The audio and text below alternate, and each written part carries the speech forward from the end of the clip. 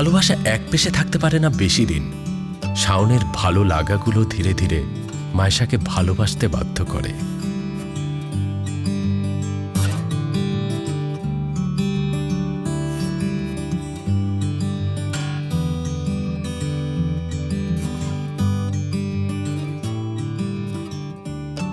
কিন্তু বড় ভাই সুলভ শাওনকে সরাসরি না বলতে পেরে বেনামি চিরকুটে নিজের ভালোবাসার কথা জানাতে থাকে মায়েশা। তবে শাওনের তেমন একটা আগ্রহ নেই চিরকুটের ওপর, থাকবেই বা কিভাবে?